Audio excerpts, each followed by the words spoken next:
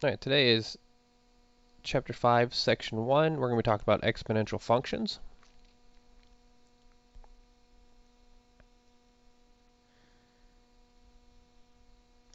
And today is going to be a speedy day.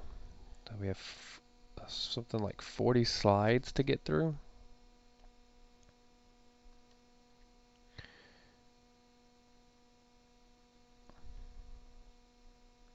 Alrighty.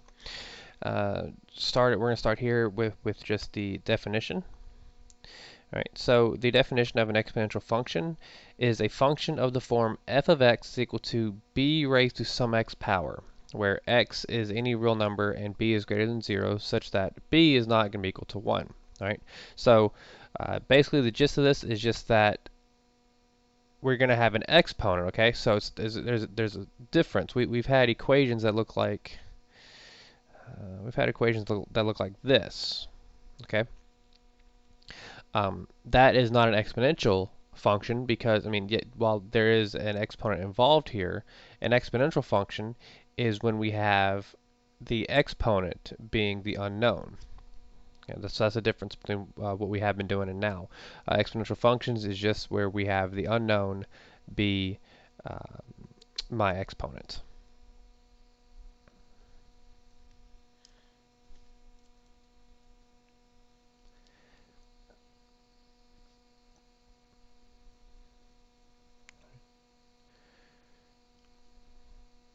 Right, and our characteristics of an exponential function, which by the way, this is going to be just basically another parent function that we've spoke about before. We spoke about parent functions, you know, the square function, cube function, square root, cube root, things like that. Well, now we're going to be talking, we're adding one more to that, and it's the exponential function, and it behaves exactly, well, the rules that we used for those parent functions. You know, like if we add to the parent function, we add or subtract the parent function, we go up or down on the y-axis and all those things. So every rule that we used for our parent functions, we use those same rules on the exponential function, which we'll get to today in terms of graphing these. But if we looked at the characteristics of the exponential function, let's start with these two that are shooting off like this.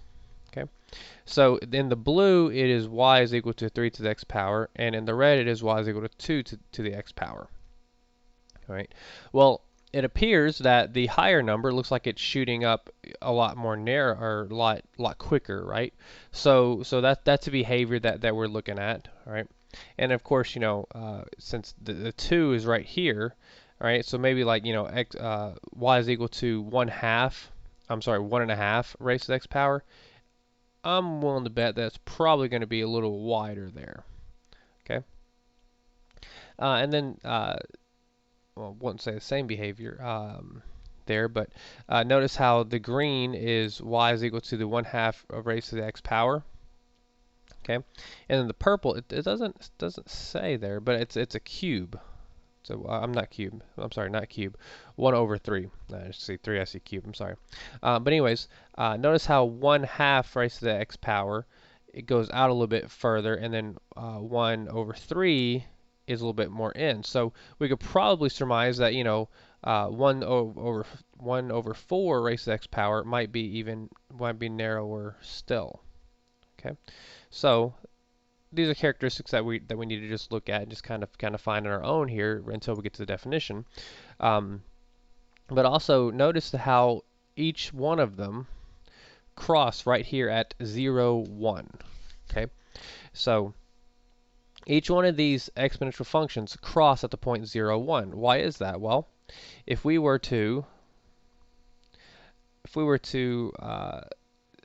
have any sort of base, it doesn't matter what base it is. Okay, so we'll f of x equal to, and then b raised to the x power. Okay, no matter what the base is, if our x is 0, okay, anything raised to the 0th power is always going to be 1. And so that's why every single one of these cross right here at 0, 1, because when you plug in 0 for x, you're going to get you're going to get 1 back for the y value. I think that's else about that. I'm pretty sure we'll talk about the domain and range here in a moment.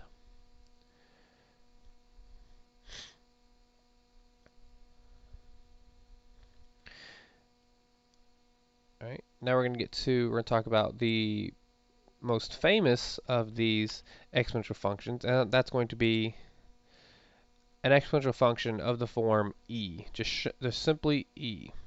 Okay, e, as you know, is just a number. All right, it is the number that you get whenever you use this equation and you make n approach infinity. So here in our table here, okay, if we plugged in 1 for n, okay, we're going to have to do some mental math here. Actually, we can probably write it out. Let's go ahead and write it out here, just to really show what I'm trying to do here.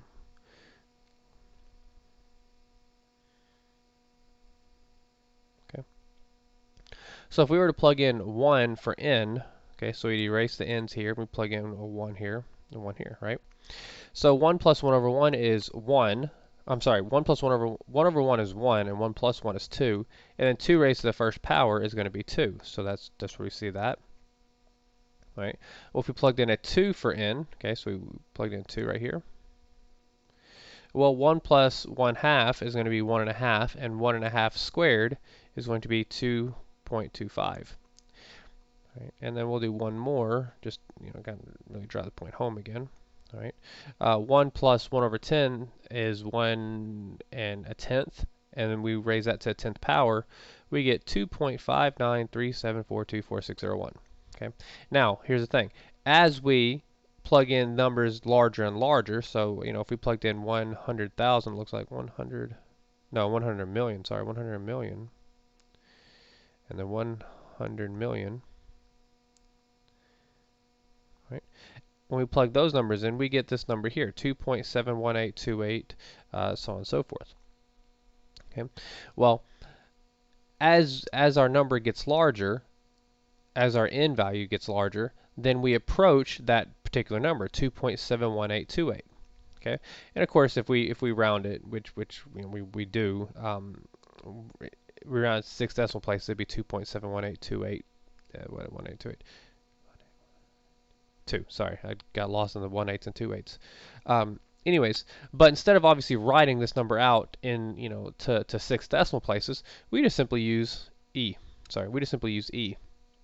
Right now, e is represents a number in the form of a letter, similar to pi. Okay, so everybody, maybe I won't say everybody knows, but I mean you're familiar with pi, and you know that pi is 3.14, right? So pi is approximately 3.14. Okay, well e is going to be approximately 2.72.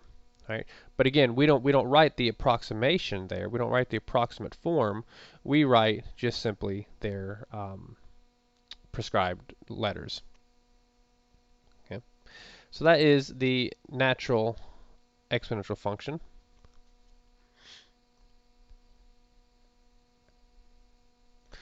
Alrighty, and we'll go ahead and put this on the next page as well. Alright.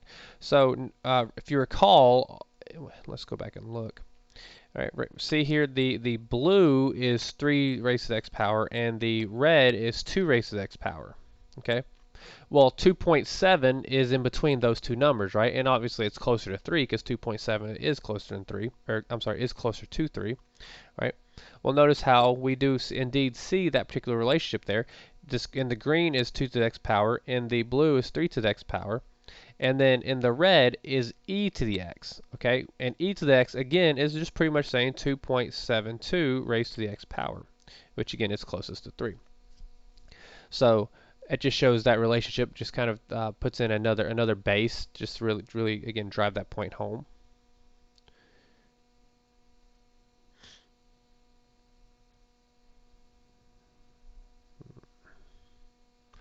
Okay, I believe that does talk about our domains and ranges, but this talks about it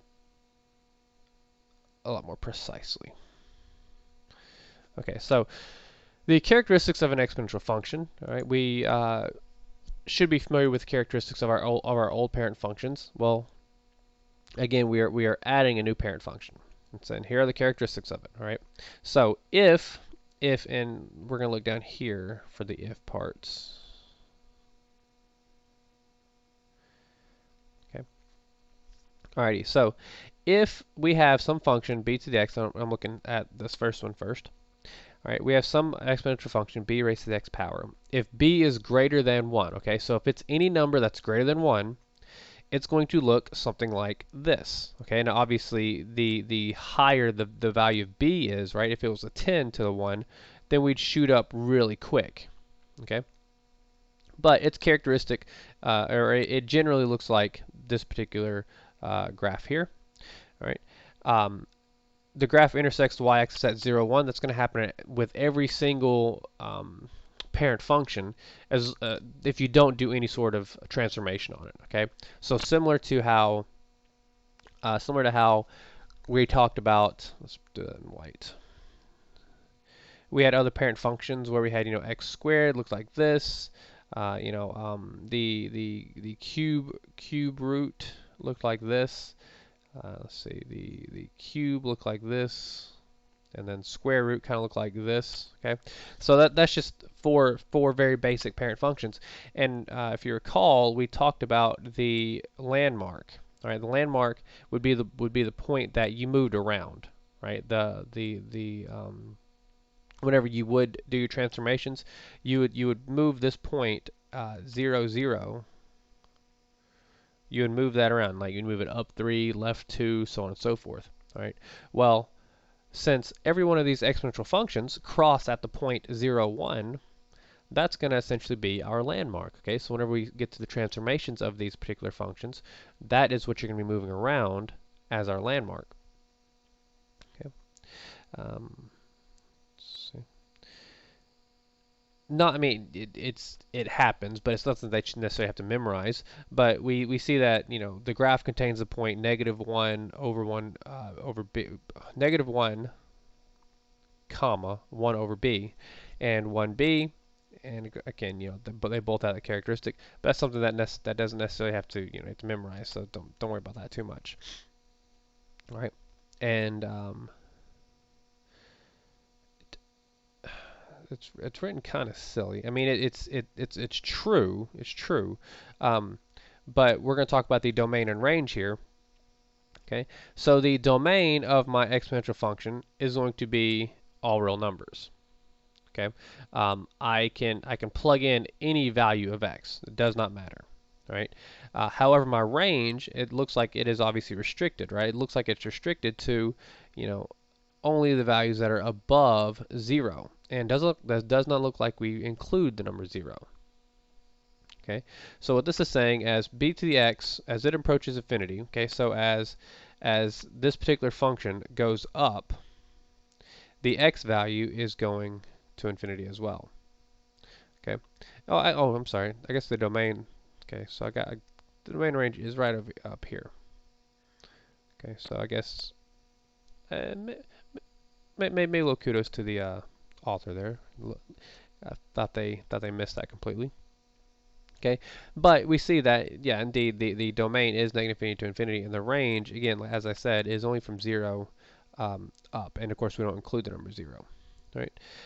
Next, we have what's called a horizontal asymptote, which is just a horizontal line that, well, I'm not gonna say can't be crossed, because horizontal asymptotes can be crossed, but it's basically where the graph is kind of split. Okay, and we see that we can split the graph right here because it does not actually cross that line. Okay, and of course it's the same for the other side. Right, and what's important here, and we're going to definitely touch on this Wednesday, is that it is a one-to-one function. The exponential function is a one-to-one function. Okay, so realistically, I mean, I went down this side here, but it's the exact same on this side. Okay, the only difference between these two functions obviously would be that, well, this is what the graph looks like when b is greater than 1, and this is what the graph looks like when b is between 0 and 1. Okay, now I got markings everywhere. Let's keep that there. Okay. Now, for this particular function, we see that it has to be strictly greater than 1. And for this particular function, we see that it has to be between 0 and 1, and we cannot include either, okay? Well, let's just examine what happens when, let's examine what happens when b is 1, okay? Well, when b is 1, because notice how this one has to be greater than 1, and this one has to be strictly less than 1. Well, if b is 1, well, then we would have 1 to the x power, and it doesn't matter what x is, the value is only going to be 1, right? So that's why we exclude the number 1 in these definitions. And notice how it's between 0 and 1. Okay, so not just 1. So if it's a negative number, well, we're going to examine those, but that behavior, as I mentioned before, is the exact same as what we did before when we dealt with transformations of graphs, right? If you have the negative of a function, then that means that we reflect about the x-axis, and we'll cover that here in a moment. Okay, but it's very important that we know that we cannot be equal to 1 there.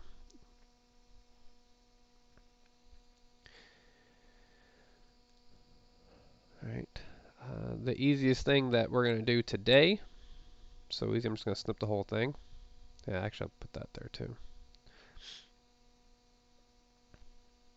Ready? The very first part here says it's important that you're able to use your calculator to evaluate exponential expressions. Most calculators have an e to the x key. Find this special key on your calculator and evaluate the expressions in the following example. Right? So you just basically need to be able to plug in, well, this 3 to the 7th power. 3 over 7 raised to the 0.6 power, and make sure you get your corresponding solutions down there. If you're able to go through all 5 of these, easy peasy, get the solution, you're good to go. Okay, if not, A, figure it out. B, email me, and let me know what kind of calculator you have, take a picture of it or something, and we can figure it out from there. But it's very important that you're able to navigate your calculator to be able to complete this particular chapter. Right? All right, next we're going to be sketching the graph. Let's see.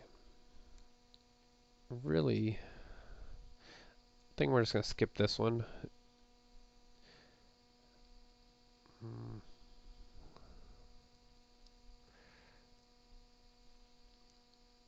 No, well, I'm going to spend so much time thinking about it. We're wasting time, aren't we? Yeah, we're gonna go ahead and just do this, I guess, very quickly.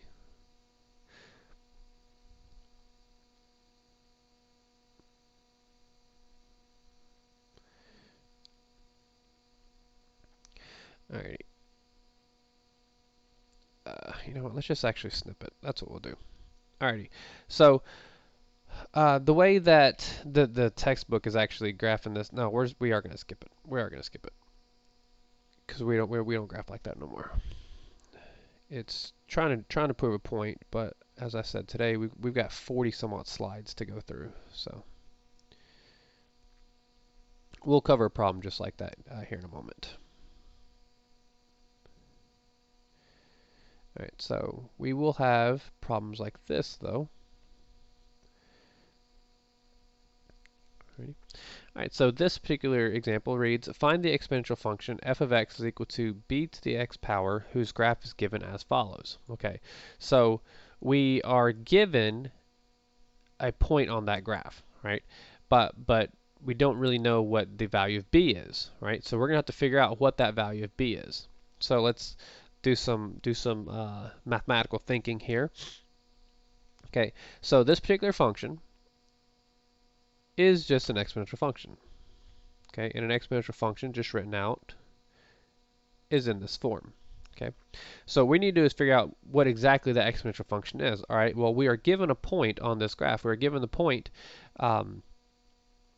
2 for x and 9/25 for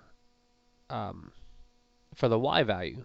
Okay, so what we're going to do is we're going to plug those values in. So we're going to rewrite this. Okay, so f of x is basically y, right? F of x is the function of x, and as we've said plenty of times before, f of x and y, they're essentially interchangeable, right? So we can plug in a 9/25 for y, okay, and that's equal to b, we don't know what b is, and then the x is a 2. Okay, so this is it. This is our equation. We're going to have b squared is equal to 9/25. Alrighty. Well, if we solve for b, and let's go ahead and we'll continue down here, and we'll put b on the left side because again, I don't know about you, but I just like having my variables on the left side. So if we continue down here, we're going to have b squared is equal to 9/25. Okay, and then we take the square root of both sides, okay, because we're trying to get rid of that square. And of course, if we take the square root of this right side, we make it a plus or minus, right?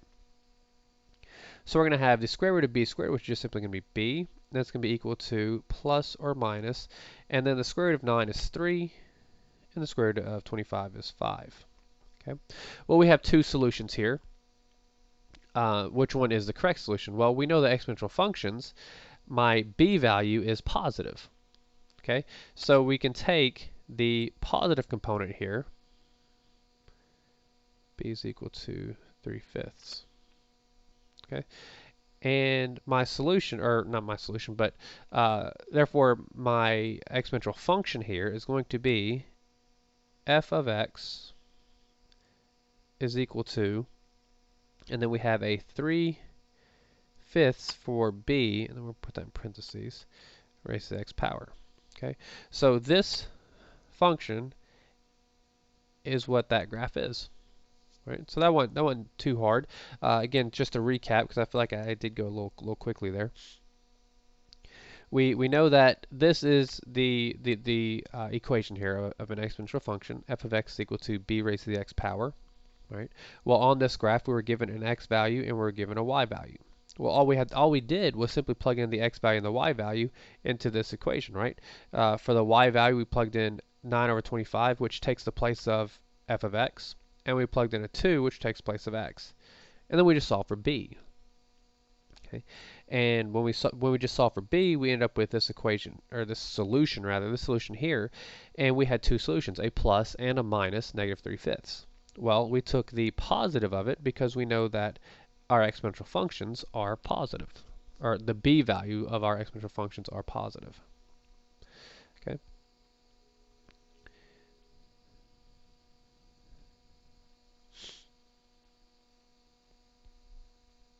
All right, so this is, again, I skipped that earlier example because this is a more in-depth version of that, and this is just the transformations. All right, this reads, often we can use the transformation techniques that we discussed in section 3.4 to sketch the graph of an exponential function.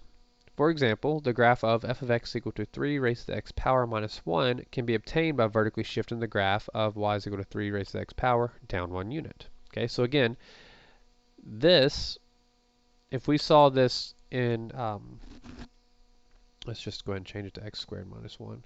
We might have seen an example like this in chapter 3, section 4. Well, we know that we have, okay, well, the parent function is x squared.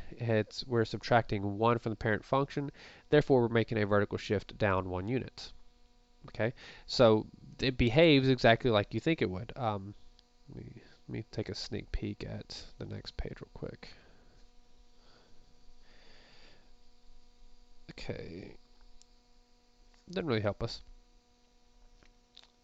This particular, all this page really telling us is a vertical shift. But again, as I mentioned before, the exact same, all right, nothing changes at all. The exact same rules that we saw in chapter 3, section 4 regarding our transformations, we do the exact same things here. All right, so again, we are subtracting 1 from the parent function, therefore we shift it down 1 unit. Okay.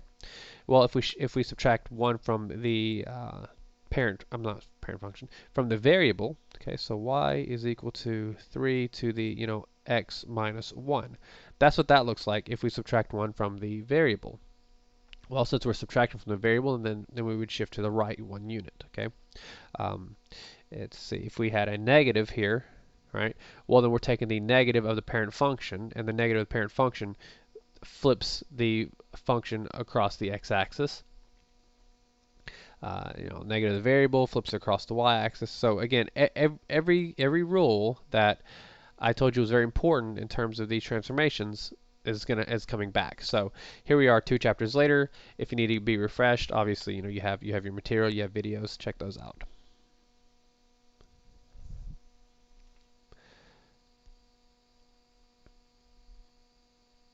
All right, so this example reads, use transformations to sketch the graph of f of x is equal to negative 2 raised to the x plus 1 power plus 3. Okay, so this looks like a doozy. Okay, so let's put the graph over here. All right, so just looking at this, and let's actually you can see it. We'll make it a tad bigger maybe.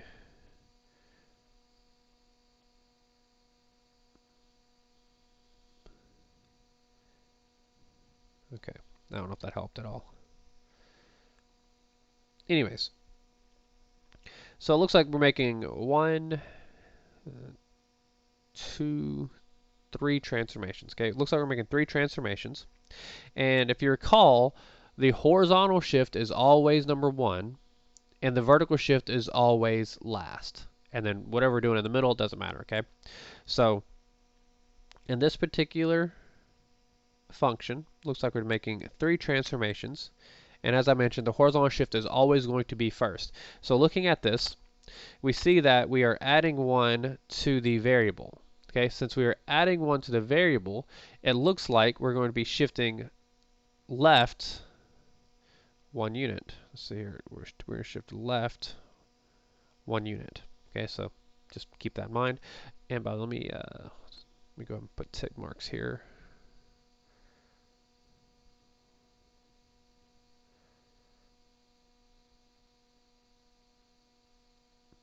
Okay, hopefully that's enough. Anyways, so we're shifting left 1 unit. All right, and let's just go ahead and put the vertical shift down here, right? And it's very obvious. Looks like we're adding 3 to the parent function, so therefore we are going to be making a vertical shift up 3 units. Okay, and then right there in the middle, what's going to go right here? Well, it looks like we have a negative exponential function. Okay, so a negative exponential functions means that we're going to be reflecting. Okay, reflecting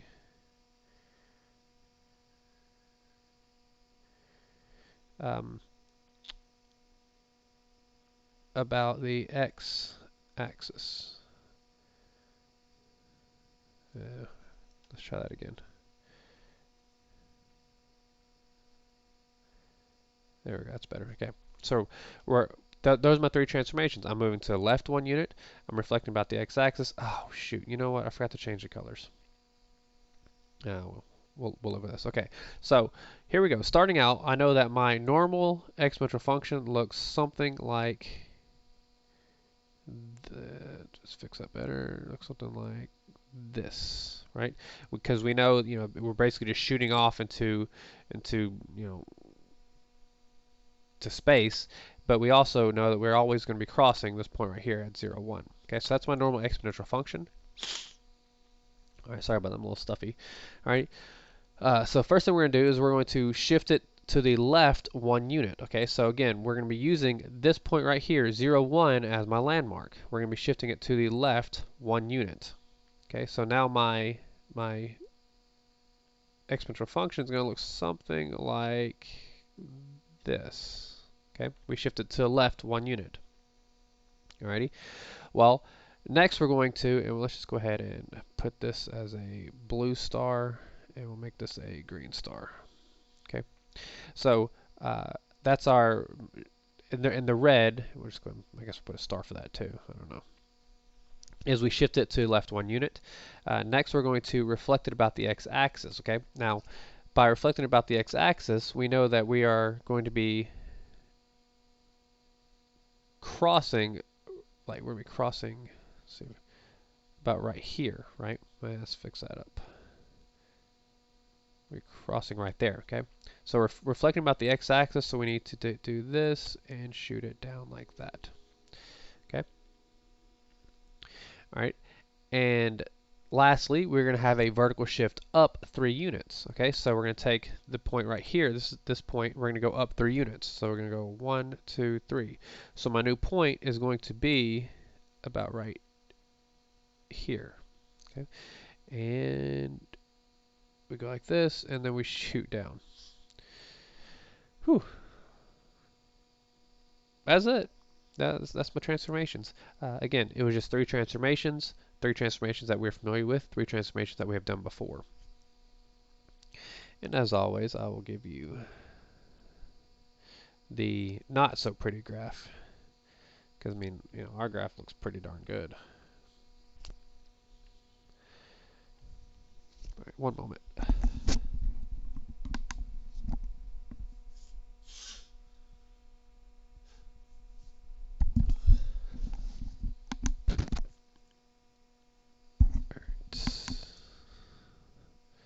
All right, can you hear me? Oh no, did I even mute myself? Shoot, sorry about that if you heard all that.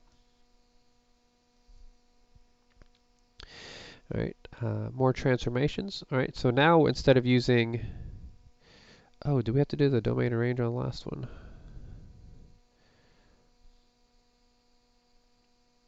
No, okay.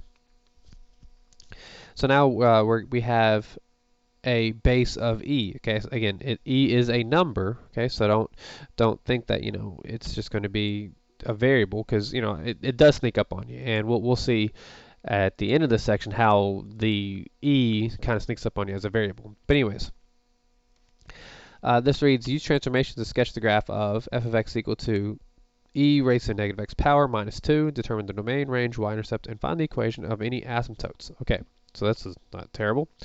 Alrighty, so it looks like we have a negative variable, and it looks like we have a vertical shift. So let's do this real quick.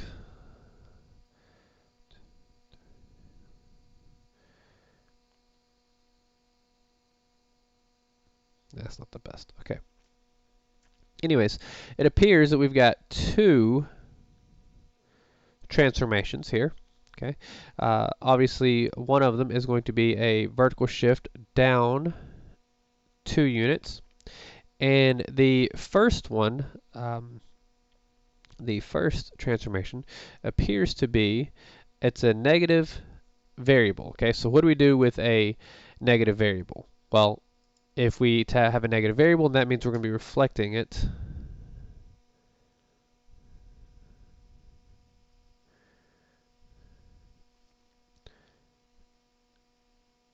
about the y-axis.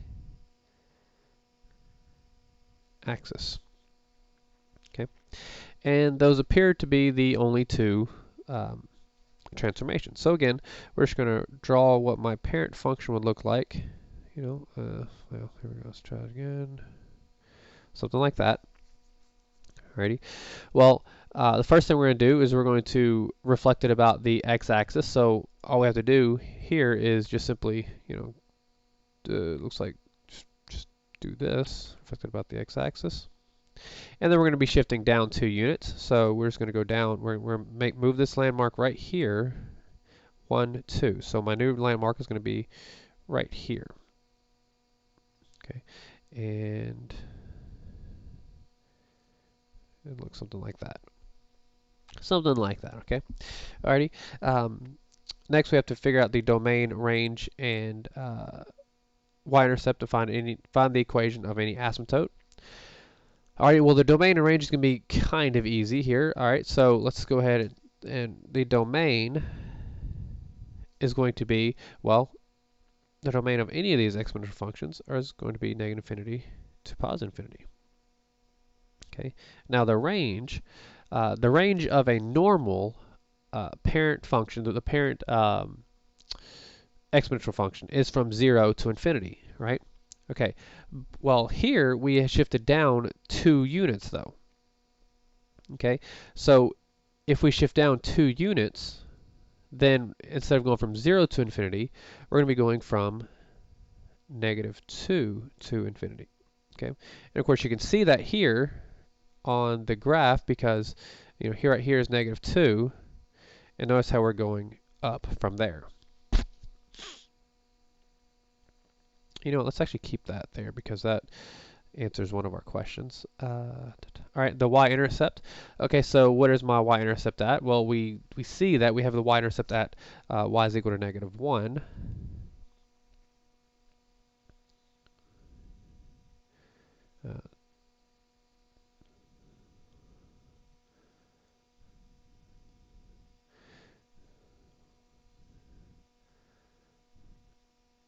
Okay, and then the equation of any asymptote.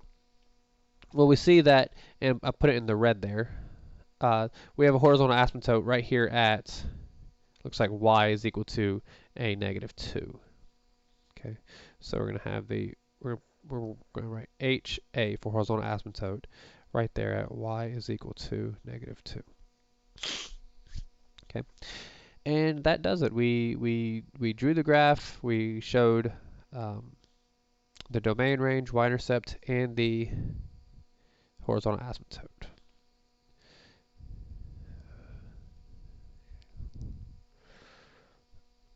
And do we even have room to put that graph on here? Yeah, we do somewhere.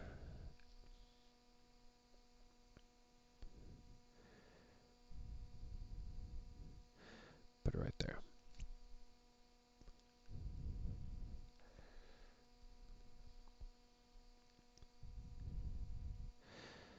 Alright, so next up we have relating the bases. So this is going to be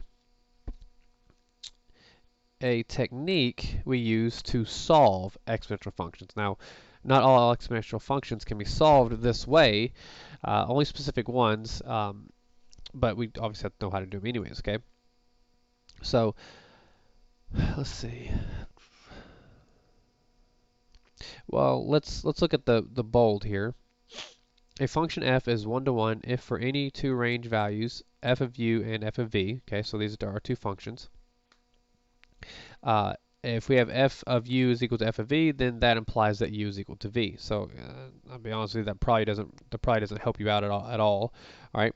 But this does. This should, anyways. Okay. So if we have an exponential equation, exponential equations, I guess, and they're written in the form b raised to the u power is equal to b raised to the v power, then we can make the correct assumption that u is going to be equal to v. Okay, now this is only true, it looks like, if we have the same base. Okay, so if we have the same base, then we're able to make that assumption. Okay, so our examples here, and one moment, again, sorry.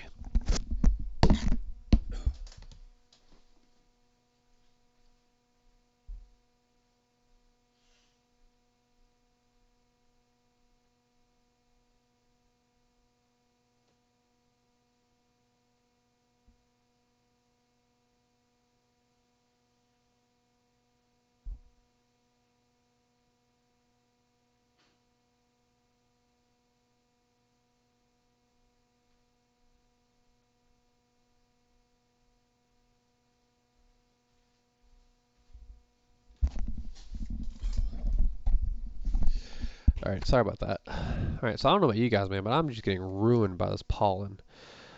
I don't feel like I've ever had this problem before. Like my face is actually hurting. It's so bad. I don't get it.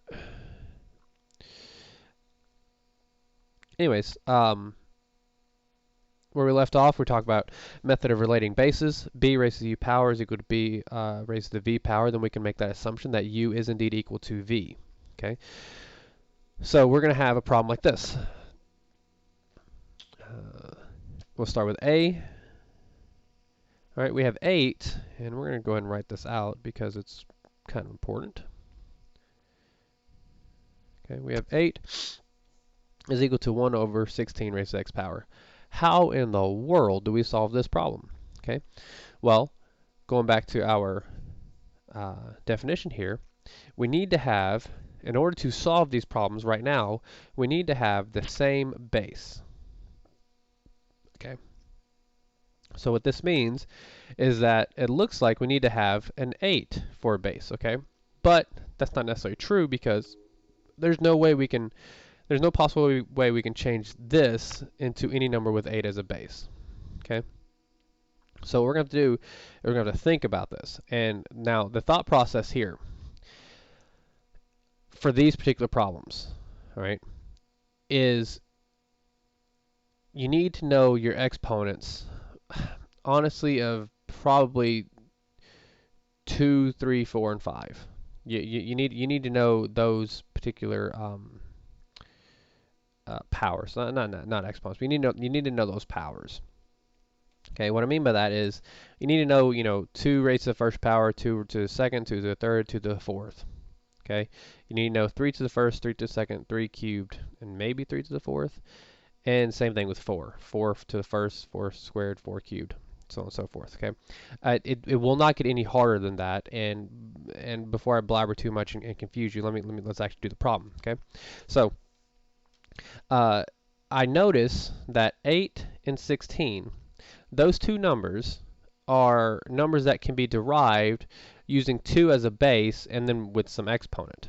Okay, so let's first do this. Let's go ahead and get rid of the fraction on the right side. So we're going to write 8 is equal to, and we're going to write 2. Okay, how do I write 16 with the base of 2? Well, it's 16 with the base of 2 is 2 to the fourth power, right? 2 times 2 times 2 times 2 is 16. Okay. Well, since we're changing this number from being in the denominator to the numerator, then it becomes a negative exponent. So 2 to the negative 4x. Okay, so 2 to the negative 4x is the same thing as 1 over 16x. And just to really drive this point home, if I were to write it like this, 2 to the 4x, right? That's what that looks like. And honestly, that's probably what I should have done first. Let's actually do that first, after I get done explaining, I guess. Okay, well, 2 to the 4 we said is 16, so that's where we get our values there. But let's actually write it that way, because I think that actually is a lot easier to see. So we'll say 1 over 2 raised to the fourth power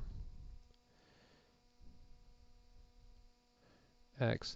And while I'm at it, I'm going to go ahead and rewrite this 8 with a base of 2. So it's going to be 2 cubed.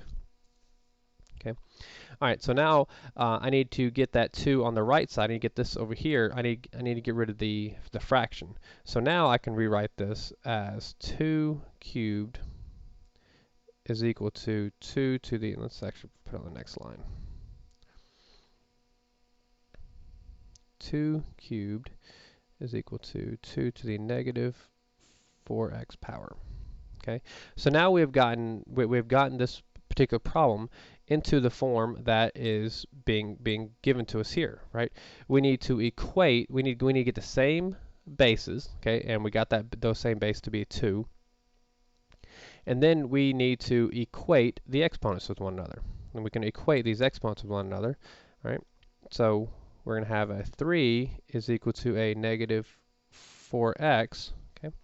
And if we solve for x, then that's just going to be x is equal to a negative 3/4. Okay? And that's how we solve that. Right? We solved this particular problem for x, and we're good to go. There is another method that we'll talk about maybe Wednesday, which I think is easier. Well, actually, not. I wouldn't say easier. It really depends on the problem, I guess. Anyways, B, holy smokes, B looks ridiculous. Okay, well, there's another one of those times where you need to be able to recognize exponents of those numbers 2, 3, and 4, right? Well, we see the number here is 27, and we see a number here that's 3. Okay, so it appears that our base is going to be 3. So what we're going to have to do is we're going to have to rewrite these numbers with a base of 3. Right? Well, the left side, let's go ahead and write this as 1 over, and 27 is 3 cubed, right? That's 27, and then times x. Okay, so this 3 raised to 3x is the same thing as 27x. And on the right side here, okay, we need to remember our exponent rules, especially when it comes to radicals. Okay, and let's go over that real quickly.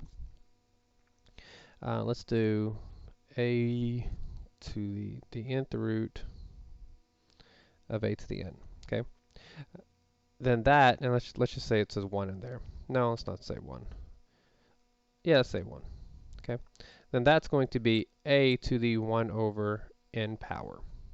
Okay, now if that 1 was, you know, and some m, let's do some m. Okay, then this one right here would change to some m. Oops, some m. Okay, so this is how we go from our radical to a rational exponent. Okay, so on the right side here, we can rewrite what's in the parentheses as 3 raised to the 1/4 power. Oops. To the 1/4 power, and then that is raised to the x minus 2 power. Okay. And realistically, I guess I could have done the other method. And shoot, let's go ahead and cover that real quick. All right, you need to write this down. We're just gonna go over this through and through here. We're gonna have the nth root of some a raised to the m power. Okay. Then that is the same thing as saying the nth root of some a all raised to the m power,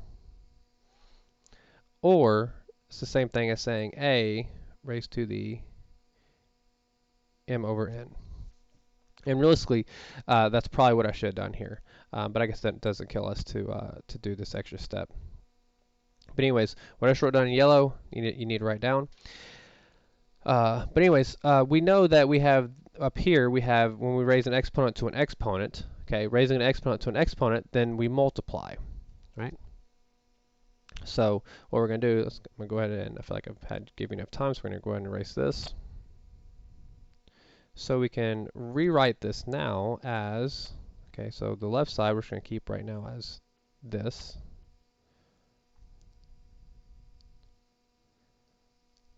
All right, and then the right side, we're going to distribute that 1/4 through. Okay, so it's going to become looks like it's going to become a 3 raised to the 1. Let's make the fraction like this instead. 1/4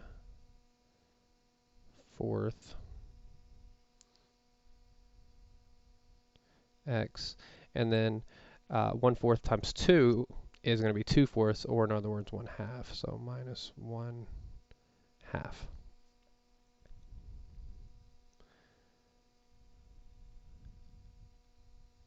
Okay. Alrighty. And now let's deal with this one now. Okay. All right. So we need to get that number into the numerator. So all we basically have to do is just make it a negative exponent, right? So we're going to go ahead and erase this and bring it to my numerator. And by bringing it to my numerator, I make it a negative exponent. So it's going to be 3 to the negative 3x power. Okay. Now we have successfully made the bases the same. Both the bases are 3. And what we're going to have to do now is equate the exponents. Okay. So we need to equate the exponents. We're going to have a negative 3x is equal to a 1. Man, I'm having a rough go with my 4s. Normally it's just my 3s. But anyways, minus 1/2. Okay. Well, let's go ahead and get rid of the fractions. Nobody likes fractions. So looks like we're going to go ahead and multiply the entire problem by 4. We're just going to multiply the entire problem by 4 to get rid of the fractions. And let's actually denote that by actually doing this. Entire problem by 4. All right. Well, 4 times a negative 3 is going to be a negative 12x is equal to 4 times 1/4 is just going to be x, and then minus 2. Okay, all right. And if we solve for x here, looks like we're going to subtract x from both sides. So we're going to have a negative 13x is equal to a negative 2. And then if we divide both sides by a negative 13, we're going to end up with an x is equal to a 2 over 13. Okay? And that solves that particular problem. Again, that's actually kind of a doozy of a problem, and I'll tell you this again: your final exam isn't going to have a problem that hard, but your homework will. Sorry, that's the way it is. Oh gosh, even more. Okay, so we're doing pretty much the same thing, except now we're going to be using my base is going to now be an e. Okay, so a here. Oh, this is nice. This is awfully nice of Pearson. It already gives us this in a base e form. And heck, matter of fact, we can go ahead and write this one, right? We know the square root of e is the same thing as saying e to the 1/2, right? Okay. Well, so the denominator here is e to the 1/2. Well, we want to get it from the denominator to the numerator, so we just have to put a negative out front, right? So this is going to be e to the negative 1/2. And let's bring it down just a tad. All right, there we go. That was very nice of them. Thank you, Pearson. So now all we have to do, again, we have the same basis. Now what we have to do is equate the exponents. So let's do that. We're going to have a 3x minus 1 is equal to a negative 1/2. Now again, well, let's just go ahead and multiply by 2. I mean, we can obviously easily make that particular, we can obviously add 1 to both sides. You know what? We can go either way. It's pretty easy. And let's just go, we're just going to multiply by 2 because it gets rid of fractions, and I don't like fractions, and I'd just rather not deal with them right now. Okay, so if we multiply the entire problem by 2, we're going to have a 6x minus 2 is going to be equal to a negative 1.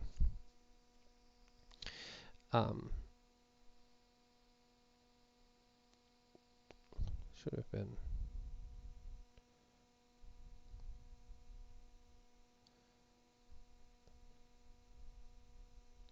Yeah, okay, sorry, lost my train of thought there. Okay, anyways, so we're going to add 2 to both sides, so we're going to end up with a 6x is equal to a 1, and then that means we're going to have, we divide both sides by 6, so we're going to end up with an x is equal to a 1/6. Okay. All right, and that's A. B actually doesn't look too terrible either, now that I see it.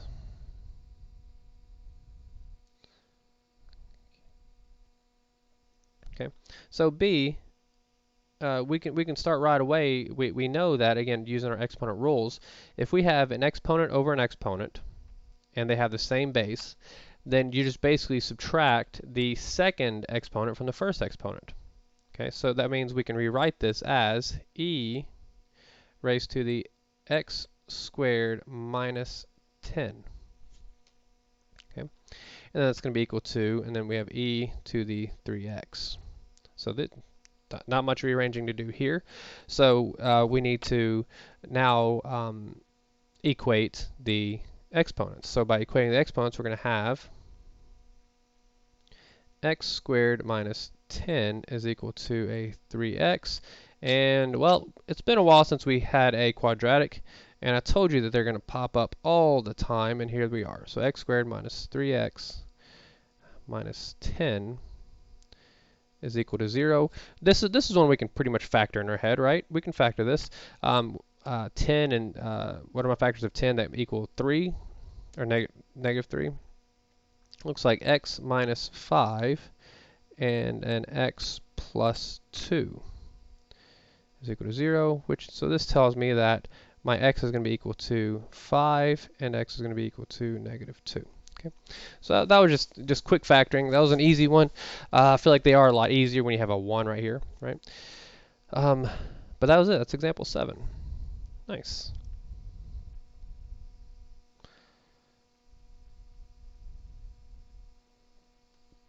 Okay, now we're going to get to compound interest.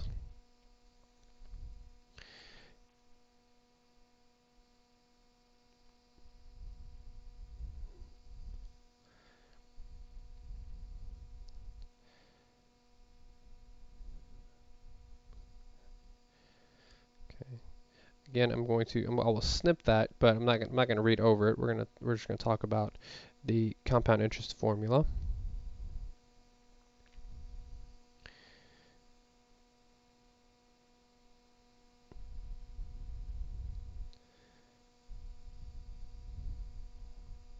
Okay, so let's go back. Yeah, I guess we are going to talk about it. Alrighty, that's the derivation of it. What you care about as a student, I'm sure, is just this particular formula. All right. Now, I'm pretty sure you're going to be given this formula on the exam. All right. So don't stress too much about it. But this is my compound interest formula. All right. Now, looking at this particular formula, there are 1, 2, 3, 4, 5 unknowns here. Okay. 5 unknowns. You are going to be given 4 of those 5. Okay, and pretty sure in this class you're going to be given pretty much everything but A. I'm sure. No, that's not true. That's not true at all. Sorry. At first it would be nothing. You'll be given everything but A. But whenever we have whenever we learn how to solve exponential functions with more tools than relating the bases, then it'll be. Never mind. Sorry. Again, I do that a lot. I don't know why. But anyways, you have 5 unknowns, and you're gonna be given 4 of them, and that's it. You just plug and chug. Okay. So let's go ahead and begin this problem here. All right. How much time we got? We got 2:10. Oh, we got 40 minutes. No, 30 minutes. Okay. So looking at this particular problem, which investment results in the greatest amount after 25 years? Okay, so what we need to do, okay, so it's my formula was A is equal to P, there's 1 plus R over N, all raised to, is it N times T? Yes, N times T power.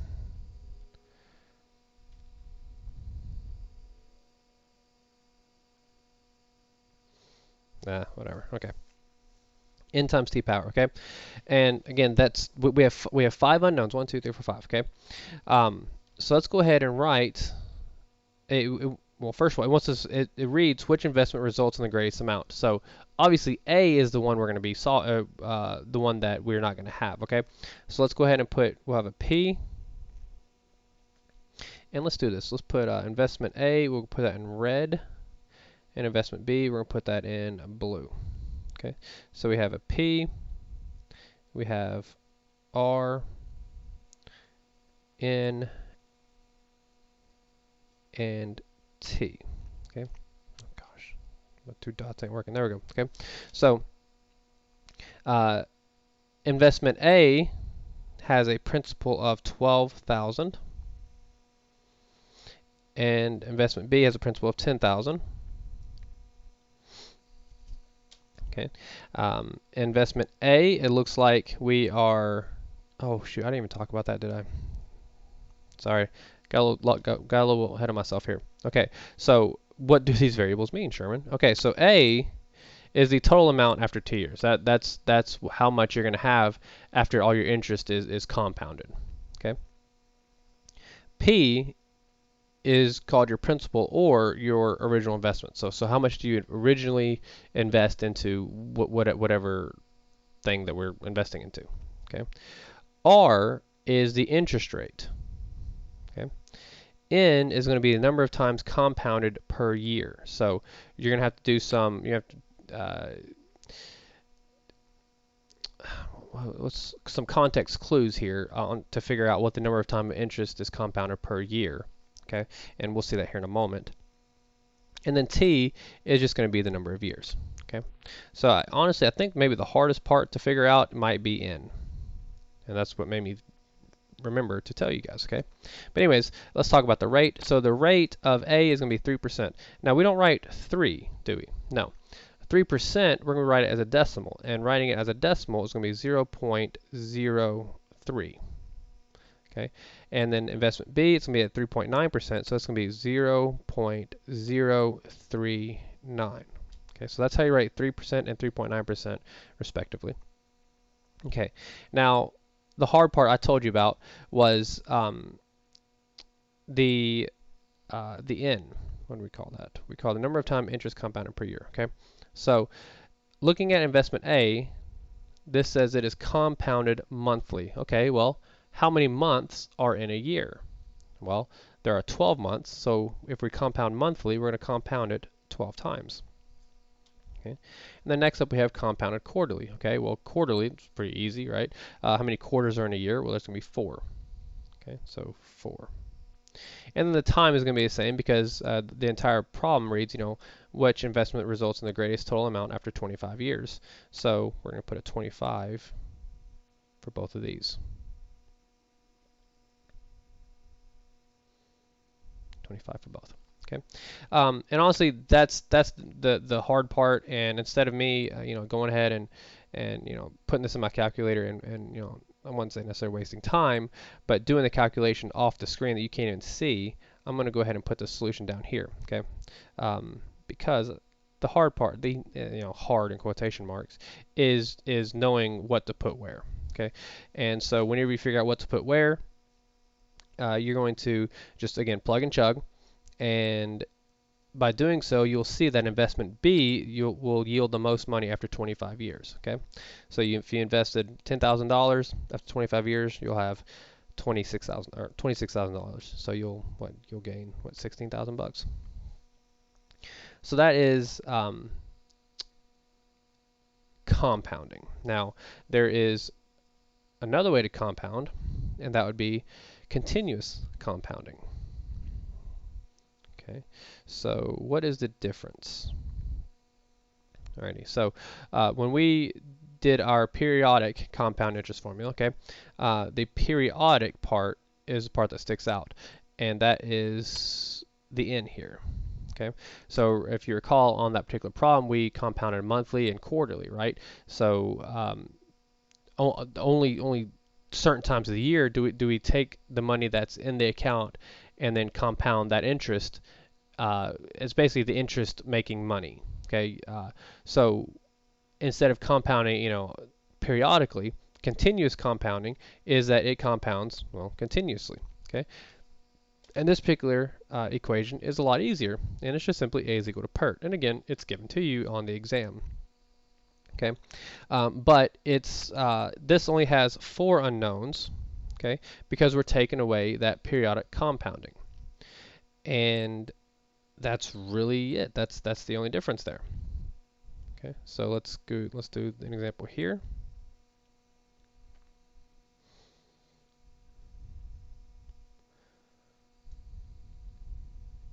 Okay, so again, my particular equation, and I don't suppose I need to write that out. All right. Only because I'm just going to go ahead and snip the calculations down there. But for now, we're going to go ahead and do the same thing we did on the previous page. Did we change colors? Yeah, okay, kind of. Okay, so we have P, and this is where this is what I was talking about earlier when I said that sometimes E, especially when you're in autopilot mode, you're going to think, okay, E is a variable, and it's not. Okay, so don't think E is a variable, right? But anyways, we have P, R, and T for this particular problem. Okay, because it's pretty sure it's wanting to know the amount. So P, R, and T. Okay. We don't have to worry about the E because E is an actual number, so don't worry about that. So here we go. How much money would be in an account after 5 years if an original investment of $6,000 was compounded continuously at 4.5%? Okay, so my original investment is going to be $6,000. Okay, at a rate of 4.5%. So again, 4.5% is 0.045. Okay, that's 4.5%. Okay. and it says after 5 years, so we're going to have this. Okay, so compare this to one that was compounded daily. Oh, we're going to have to do the compounded daily. Okay, so let's actually do that real quick.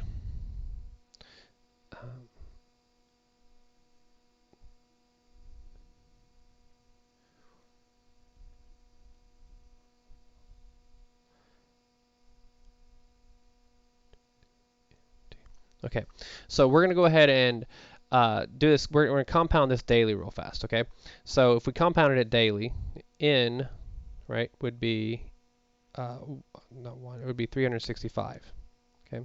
So what this problem is wanting us to do is basically show how continuously compounding gets you more money than periodic compounding. So if we were to plug this in, and again, I'm just going to cheat a little bit.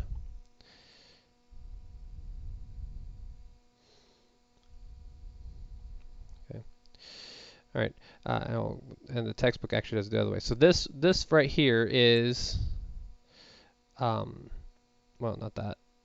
This is compounding daily. Okay. And again, all it's doing is plugging in these values into this equation. That's it. There's nothing else to it. And again, it's another reason why I'm just not sitting on the sideline here plugging it into my calculator, because you can't see it, and all you're doing is just plugging it in. But whenever you compound daily, you're going to end up with $7,513.83. Okay. Well, if you were to use the continuous compounding, a is equal to pert, okay, and we plugged it in here, a is equal to pert, then you get $7,513.94. That's not really that much more. Okay, so your continuous compounding, you actually get 11 cents more. So that's that's nice. Continuous compounding would be better seen like in the previous example, example 9, I suppose. I'm just assuming anyways.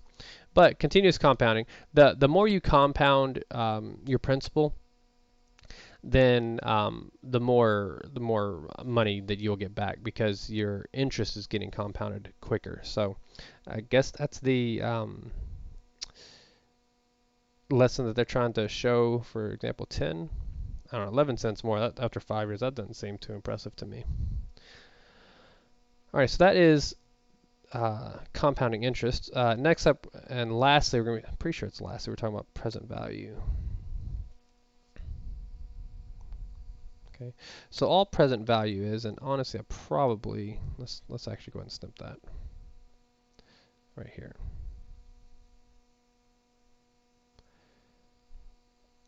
Okay, so what present value is I mean it is what it sounds like.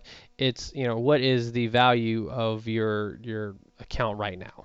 Okay, and in order to do this, in order to figure out this particular equation, all you have to do is solve for p.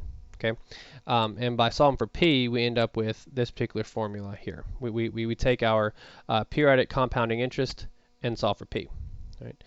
And of course, nice and neatly looks like this. And nothing new changes. I mean, all the variables mean what they did before. It's just now we have p on the left side instead of the a. That's it. That's the only difference. Okay. And we have present value for continuous compounding. Okay, so similar to how we had periodic compounding, we also have continuous compounding. And again, just solve for p. Okay, so I think it's just one of those things where we can just probably just simply do this again. I don't see anything wrong with it. Anyways, I'll go over it though. So example 11, we're going to determine the present value. So A reads, find the present value of $8,000 of interest paid at a rate of 5.6% compounded quarterly for 7 years. And you know what? We could probably do this to help out a little bit. We'll do A up here. Okay. All right. So if we were using, let's see, we're compounding quarterly, so we're going to be using this formula where, well, it's given to us obviously because I snipped it. We're going to be using that formula. Okay, so what are my unknowns here? Okay, well, my unknowns right now, we need to figure out what A is, or write down what A is. We know what they are. So A is equal to, then we have R is equal to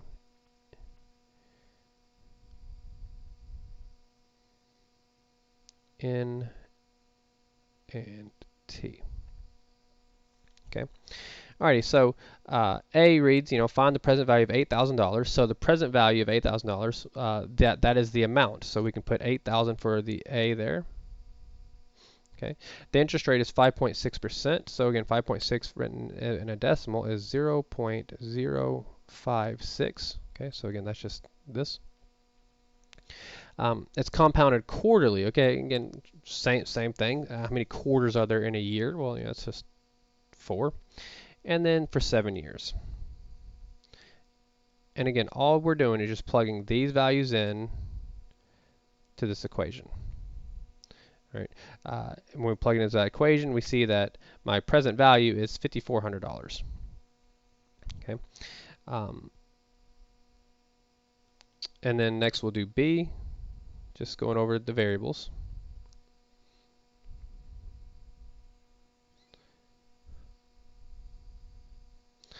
Okay, B is continuous compounding. Okay, so continuous compounding looks like we're only going to have 3 variables here, because we don't care about the periodic compounding, so we're not even going to be doing N.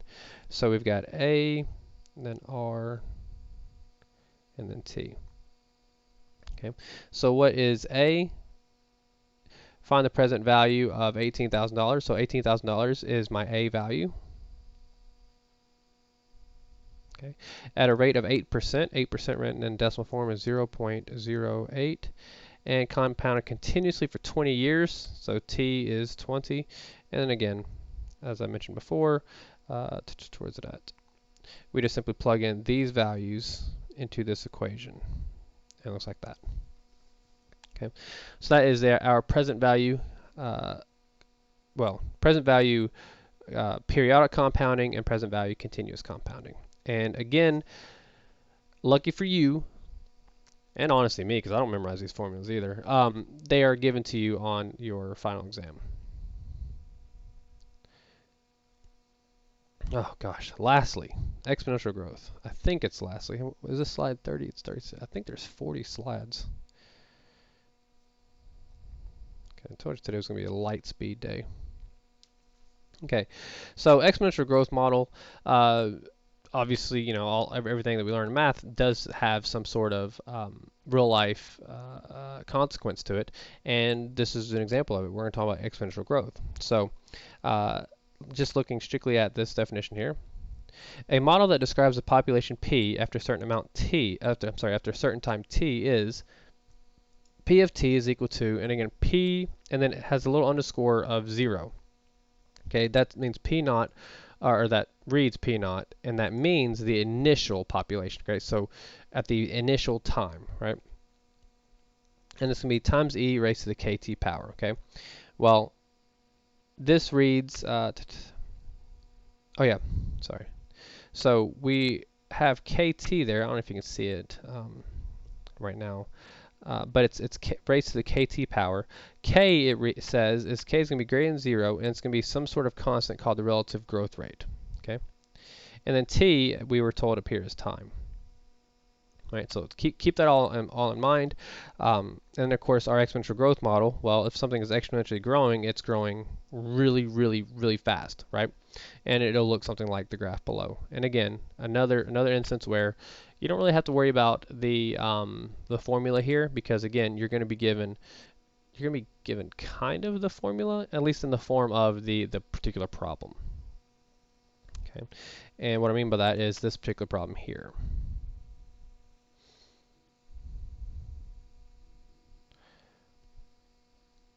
Okay, so notice how we're given the values are already inserted in terms of the exponential growth model there. All right, so all we're tasked to do is just simply solve A, B, and C here. So starting from the top, the population of a small town follows the exponential growth model. P of t is equal to 900 e raised to 0.015 t power, where t is the number of years after 1900. So answer the following questions, rounding each answer to the nearest whole number. Okay, so starting with A. A asks, what was the population of the town in 1900? Okay, well now, again, looking at the problem, t here is the number of years after 1900. Okay, well 1900 is not after 1900, right? 1900 is exactly 1900. So what we would do is for A, we'd plug a 0. We'd plug a 0 in for t. Okay, so let's actually write that out so you can see better. So P of t is equal to 900 e raised to 0.015, and then we're going to put a 0 in for t. Okay, because well, it's 1900. Alrighty, well, anything times 0 is just going to be 0, right? And e raised to the 0th power is just going to be 1, because anything raised to the 0th power is 1, and then 1 times 900, well, that's just going to be 900. So in 1900, there were 900 there were 900 people in this town. Okay. B, what was the population of this town in 1950? Well, all we have to do is plug in a 50 in for t. So P of t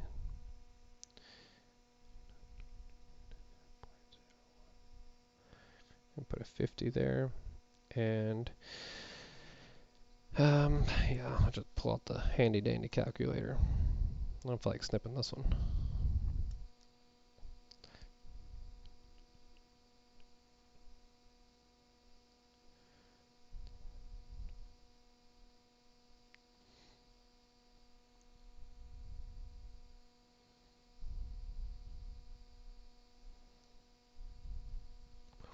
All right, looks like 1905.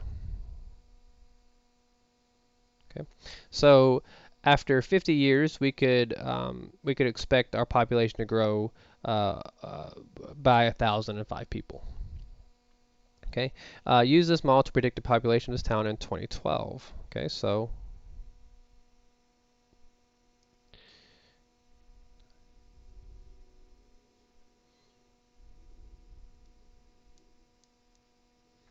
and 2012 is 112 years after 1900. So we would put 112, and this all I gotta do is change the 50 to 112 in my calculator, and I'll end up with 4,829 people.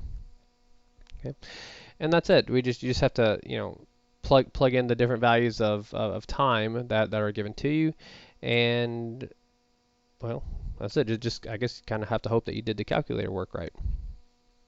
Okay, pretty sure hopefully we have one exam. I mean, we're on slide 38. Yeah. All right, we will have just enough time for this.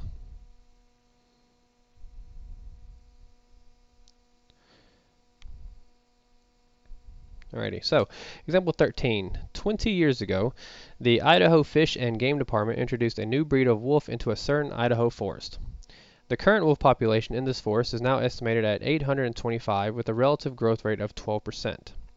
Use the exponential growth model P of t is equal to P naught times e raised to the kt power to answer the following questions. Round each answer to the nearest whole number. Okay, so we need to use that particular formula, and let's go ahead and rewrite it here.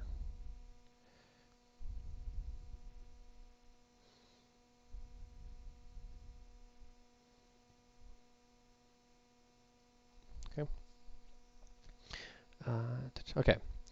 So the first particular, A reads, how many wolves did the Idaho Fish and Game Department initially introduce into the forest? Okay, so we need to figure out how many they initially introduced to the forest. Okay, the initial population, so that's going to be P naught. So we need to figure out, we need to solve for P naught. Okay, So in order to do this, what we're going to have to do is let's do this. Let's put this over here. Okay. So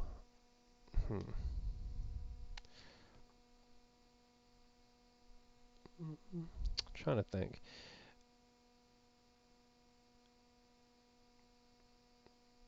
Okay, so here it says 20 years, so we're going to put 20 in for t. So we'll do it this way. We're going to put t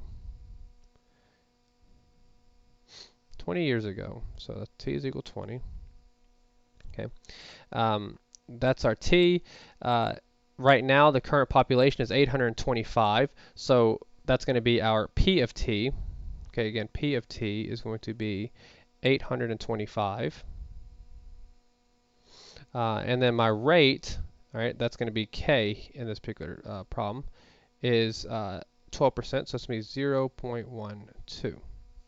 Okay, so what we're going to do is we're going to have to plug in these values into my equation here, right? And once I plug them in, I need to just simply solve for p naught. So I'm basically just going to isolate p naught. Okay, so by doing that, well, p of t we said was 825. Okay, we don't know what p naught is. Okay, e, what is e? Well, e is, again, it's a number, right? And then we've got 0.12 for k, and t is 20. Okay, so we're going to have to do some math here. So let's do this. So e raised to the 0.12 power times 20. So that looks like it's about 11.02. Okay, let's actually do it this way. We're gonna go ahead and divide both sides by that number, right? So 825 divided by e to the 0.12 times 20. That's going to be equal to p naught. Okay, so all I did here was I took this, because again, this is just some number, and according to my calculator, it's 11.02 and a lot of numbers. We're just going to take this number and divide both sides by that number. Okay, and so by doing that, I'll end up with 825 divided by that number. So 825 divided by that number. So it's 74.84, and we're going to round to the nearest whole number, so about 75 wolves. So p naught, if we solve for this, okay, so this p naught is about 75. So the Idaho Fish and Game Department released about 75 wolves initially. Okay. B, how many wolves can be expected after another 20 years? Okay, so how do I figure that out? Well, all I have to do here is I need to I need to write t as 40. Okay, so let's see. Where can I do this? Okay, so my newish formula, we'll put down here, is p of t is equal to, and again, 75 is going to be my initial population times e to the kt power. Okay, we need to figure out what the initial population is in order to write this particular formula. And with this formula, we can easily figure out how many wolves there will be after 40 years, 100 years, 1,000 years. Well, I won't say easily because things do change, but we can get a number. Okay. So if this reads how many wolves can be expected after another 20 years, well, actually k is not just k. K is 0.12 times t. Okay, so all we have to do here to figure out how many wolves can be expected after another 20 years is we need to plug a 40 in for t. Why 40? Because, well, we have our number, this is 40 years after, or, well, let's see here. This is 20 years ago, we ended up with these numbers, okay? But we're 20 years beyond the 20 years after. So that's why we put a 40 in for t there. Okay, and then real quickly, just I know we're out of time, but 75 times e raised to the 0.12 times 40.